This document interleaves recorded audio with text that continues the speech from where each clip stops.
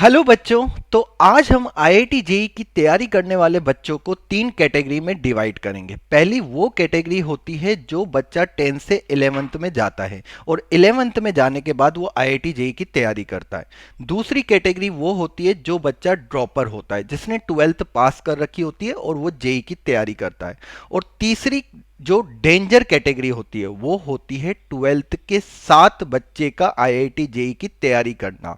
तो यहाँ पे मैं इसको डेंजर कैटेगरी क्यों कह रहा हूँ तीसरी कैटेगरी को, क्योंकि जो 10th से 11th में बच्चा जाता है उसके साथ क्या है, अभी टाइम ज़्यादा है, 2 साल है, तो उसको ये टेंशन नहीं होती कि मुझे जल्दी जल्दी सिलेबस को कंप्लीट करना है या मुझे बोर्ड देना है, अभी उसके पास टाइम होता है। और एक जो सेकंड कैटेगरी का बच्चा होता है ड्रॉपर, उसको भी पता होता है कि यार मुझे अब बोर्ड वोट नहीं देना है, मुझे पर्टिकुलर यहाँ पे जेईई की तैयारी करनी है। लेकिन जो थर्ड कैटेगरी का बच्चा होता है जो 12th के साथ जेईई की तैयारी करनी होती है, वो यही सोचता है कि यार मैं बोर्ड का तैयारी करूं या फिर जेईई की तैयारी करूं, और इस बीच वो काफी कुछ खो देता है। तो आज बच्चों में आपको ये बताने आया हूं इस इंटरेस्टिंग और बहुत ही महत्वपूर्ण सेशन में कि क्या 12th के साथ हम जेईई की तैयारी कर सकते हैं। तो जैसा कि बच्चों आपका जेईई 2023 का जो एक्सपेक्टेड डेट होने वाली है एग्जाम की, वो होने वाली है फेब में। अब आपके पास यहाँ पे पड़े हैं बेटा बस 6 महीने। तो 6 महीने में क्या हम 12th के साथ साथ जेईई की तैयारी भी कर सकते हैं? तो इसके लिए बच्चों आपको क्या करना पड़ेगा, एक आपको शेड्यूल्ड करना पड़ेगा। आपको जो तैयारी है वो बिल्कुल एक शेड्यूल्ड तरीके से आपको इसको फॉलो करना पड़ेगा। अगर आपको आईआईटी जेईई को क्रैक करना है 12th के साथ, तो सबसे पहले यहाँ पे दो टाइप के बच्चे होते हैं। पहले वो बच्चे जिनकी 11th खराब होती है, उसको अगर मैं बता दूं, जो 11th खराब वाले बच्चे होते हैं वो 90% बच्चे होते हैं, क्योंकि काफ़ी बच्चों की 11th खराब होती है। और 10% बच्चे ऐसे होते हैं जिनकी 11th अच्छी होती है और वो 12th को अच्छे तरीके से अब कवर कर रहे हैं। अब यहाँ पे बात आती है कि सर 6 महीने में क्या हम 12th के साथ जेईई की तैयारी कर सकते हैं या जेईई क्रैक कर सकते हैं? तो सबसे पहले बच्चों मैं बताना चाहूंगा कि अगर आपको जेईई को क्रैक करना है इन 6 महीनों में, तो आपका जो 12th का सिलेबस है, अगर मैं बोर्ड की बात करूं प्लस जेईई की बात करूं, इसको आपको कंप्लीट करना पड़ेगा अक्टूबर तक। जी हां बच्चों, पूरा अपना जो फोकस है, अगर आपकी 11th अच्छी गई है कोई दिक्कत नहीं है, अगर आपकी 11th खराब हुई है तो भी कोई प्रॉब्लम नहीं है। आपको सिर्फ यहां पे 12th में फोकस करना है और 12th को किसी भी तरीके से अक्टूबर में फाइनल मतलब क्लियर कर देना है, पूरा कंप्लीट करना है आपको 12th का सिलेबस। ठीक है, इसके बाद क्या होगा, जब आपके पास नवंबर और दिसंबर होगा, नवंबर और दिसंबर में बच्चों आपको करना है 11th का रिवीजन, वो भी प्रॉपर तरीके से।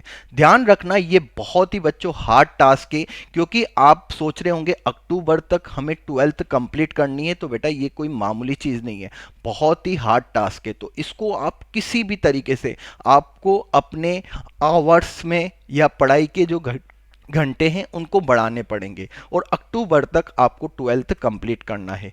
11th को बच्चों आपको नवंबर और दिसंबर देना है। ध्यान रखना 11th जब आपको करनी है वो नवंबर दिसंबर में। अब आपकी अगर ज़्यादा प्रॉब्लम आती है तो आप उस टाइम पे उसको काफ़ी अच्छे तरीके से कवर्स कर सकते हैं।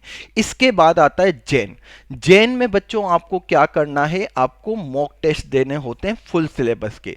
जी हाँ, आपकी 11th कंप्लीट हो चुकी होती है, आपकी 12th कंप्लीट हो चुकी होती है जेई लेवल पे। उसके बाद जब आप टेस्ट देते हो, आप यहाँ पे फुल सिलेबस टेस्ट देते हो, तो आपका कॉन्फिडेंस अपने आप बिल्ड होगा।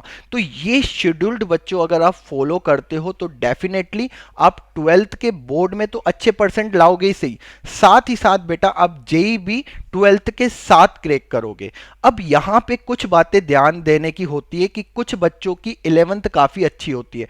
वो क्यों अच्छी होती है? क्योंकि वो पहले से ही अवेयर होते हैं और वो यूट्यूब से पढ़ाई नहीं करते हैं। हाँ बच्चों, क्योंकि YouTube पे क्या होता है, रैंडम आपकी स्टडी होती है, जबकि वो बच्चे जो होते हैं एक पेड शेड्यूल्ड के साथ चलते हैं। अब बच्चे कहेंगे सर पेड शेड्यूल्ड लेना जरूरी होता है। जी बच्चों, मैं यहाँ पे कहूँगा अगर आपको गोल बिल्कुल डिसाइड कर रखा है आपने, आपके पास टाइम कम है, तो आपको एक पेड शेड्यूल्ड के साथ जाना पड़ेगा, चाहे वो महंगा हो, सस्ता हो या कोई सा भी हो, फ्री हो, लेकिन एक पेड शेड्यूल्ड होना बहुत ही जरूरी है, क्योंकि उससे आपको किस तरीके से पढ़ाई करनी है, कितने टाइम पे आपको कितने चैप्टर करने, ये सब पता चलता है। अब YouTube से आप पढ़ाई करते हैं तो मैं ये नहीं कहता हूं कि YouTube से पढ़ाई कम है, लेकिन वहां पे बेटा रैंडम स्टडी होती है, ठीक है ना। YouTube आपको ये बताता है कि आप किस टीचर से पढ़ना पसंद करेंगे या कौन से टीचर अच्छे हैं जिनका आपको समझ में आता है, ठीक है।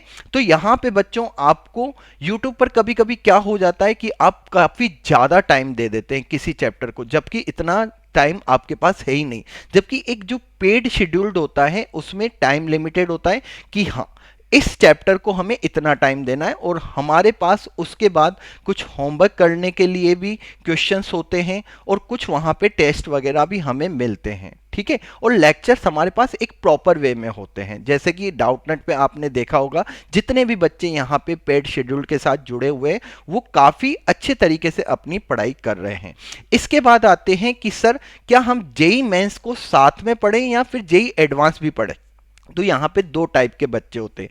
पहले टाइप ए होता है जो कि जेई मेन के साथ एडवांस की भी तैयारी करते हैं, वो हमेशा ये सोचते रहते हैं कि सर हम एडवांस के भी क्वेश्चंस लगाएं, मेंस पे इतना ज़्यादा ध्यान नहीं देते हैं। लेकिन जब जेई मेंस का एग्जाम होता है तो उनकी परसेंटाइल में कहीं ना कहीं कमी होती है, जैसे कि उनकी परसेंटाइल 90 परसेंटाइल बनी।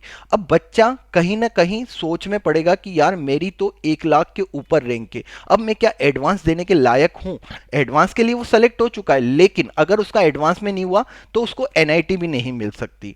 और एक टाइप बी टाइप का बच्चा होता है जिसको सिर्फ एक ही चीज के फोकस होती है कि मेरे को अभी जेई मेंस पे फोकस करना है, और वो जेई मेंस पे फोकस करके अगर फर्स्ट अटेम्प्ट में 97 परसेंटाइल लाता है या 97 से ऊपर परसेंटाइल लाता है तो वो अपना एक एनआईटी सिक्योर कर चुका होता है। और साथ ही साथ बच्चों बात करें तो उसको एडवांस में जो कॉन्फिडेंस होगा वो एक बहुत ही ज्यादा हाई लेवल पे होगा।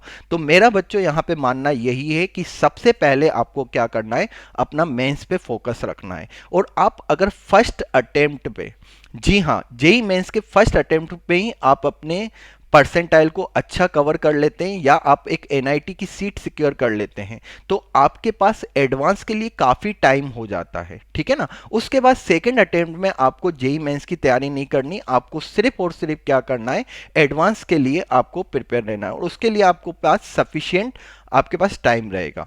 इसके बाद आता है कि सर हमें किस किस चीज़ों का ध्यान रखना चाहिए। तो पहला बच्चों ध्यान रखना कि आपको एक गाइडेंस, अगर मैं बात करूं शेड्यूल्ड होना चाहिए कि आपका सिलेबस क्या क्या क्या है, जेई मेंस में आपने कौन कौन से टॉपिक कवर कर लिए हैं। और आप यहाँ पे जब भी किसी भी चैप्टर को कंप्लीट करें तो उसके प्रीवियस ईयर्स क्वेश्चन जरूर देखें, क्योंकि बच्चों मैं बताना चाहूँगा प्रीवियस क्वेश्चंस करने से आपको ये पता चलता है कि उस चैप्टर में कौन सा टॉपिक इंपॉर्टेंट है। और अगर हम चैप्टर को कंप्लीट करते हैं तो हमें ये पता होना चाहिए कि यार इसमें कहाँ से जेई मेंस में क्वेश्चन पूछा जाएगा। तो हमेशा किसी भी चैप्टर को कंप्लीट करें तो हमेशा बच्चों PYQ करना ना भूलें।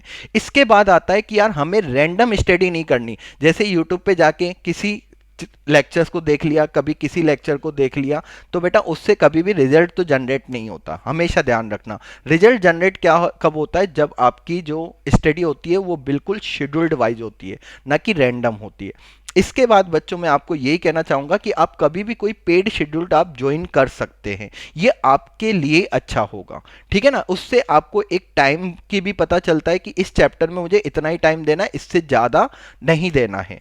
ओके, इसके बाद मैं आपको बताना चाहूंगा कि सर क्या एनसीईआरटी के साथ साथ हम जेई की प्रिपरेशंस करें तो सही रहेगा। मैं आपको बताना चाहूंगा बेटा केमिस्ट्री की अगर हम बात करें तो इसमें अगर आपने एनसीईआरटी को लाइन टू लाइन कर दिया तो आपकी ऑलरेडी जेई मेंस की तो तैयारी हो जाएगी।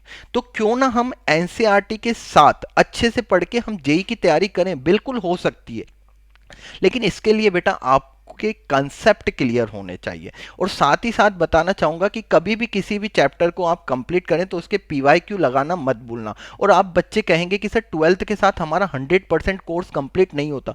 अरे आपको कौन कहता है कि 100% कोर्स करने के लिए आपको जरूरत नहीं है। अगर आपने 70% कोर्स को भी बहुत अच्छे से कर रखा है ना तो आप उसमें जेई में अच्छी परसेंटाइल ला सकते हो, 97 प्लस परसेंटाइल ला सकते हो। और साथ ही साथ आप बच्चे पूछते हैं कि सर बैकलॉग का क्या करें, तो तो जो बैकलॉग हो गया है बेटा उसके बारे में ज़्यादा मत सोचिए, लेकिन नया बैकलॉग जनरेट मत करिए। जी हाँ, पहले आप जो चीज़ें चल रही है उसको बिल्कुल कवर कर रखिए, बिल्कुल आप उसको कंप्लीट रखिए। नया बैकलॉग रखने की ज़रूरत अब नहीं है, जो हो चुका है उसको भूल जाइए कुछ टाइम के लिए। ओके बच्चों, तो यहाँ पे मैं कहना चाहूँगा कि हमेशा ये ट्राई करना कि हमारा सिलेक्शन जो हो वो फर्स्ट अटेम्प्ट में ही हो, क्योंकि फर्स्ट अटेम्प्ट में जो बच्चे आपके साथ वाले होंगे वो इतने ज़्यादा अवेयर नहीं होते, वो सोचते हैं कि हमारे पास सेकंड अटेम्प्ट भी है। और अगर 9 साढ़े 9 लाख बच्चे एग्जाम देते हैं तो उनमें से काफ़ी कम बच्चे होते हैं जो सीरियस होकर फर्स्ट अटेम्प्ट की तरफ चलते हैं। तो आपकी फाइट उन्हीं से है। फर्स्ट अटेम्प्ट में अगर आपने अपना गोल अचीव कर लिया, आपने 97+ परसेंटाइल कर ली, देन डेफिनेटली बच्चों आपको एनआईटी एक सिक्योर हो जाएगी। लेकिन सेकंड अटेम्प्ट में उतनी ही परसेंटाइल लाने के लिए आपको और ज़्यादा मार्क्स चाहिए, क्योंकि काफ़ी बच्चे उस टाइम अवेयर हो जाते हैं और कंपटीशन काफ़ी ज़्यादा टफ हो जाता है।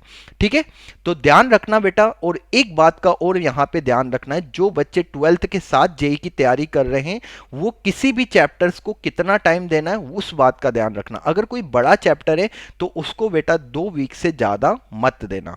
तो चलिए बच्चों, आई होप आपको ये जो टिप्स है वो काम आए जेई 2023 की तैयारी करने के लिए। शेड्यूल्ड रहिए, एक एक कंसेप्ट को समझिए और अपनी जेई मेंस के गोल को बिल्कुल बच्चों अचीव करने के लिए एक फोकस रखिए कि हाँ सर हम कर सकते हैं। तो ठीक है बच्चों, all the best for your exam, take care. और अगर आप इस चैनल पर नए हैं तो बच्चों चैनल को सब्सक्राइब कर दीजिएगा। और आपको कोई भी नए टॉपिक्स पर अगर आपको कोई वीडियो चाहिए हो तो मुझे कमेंट करके ज़रूर बताइएगा। Thank you.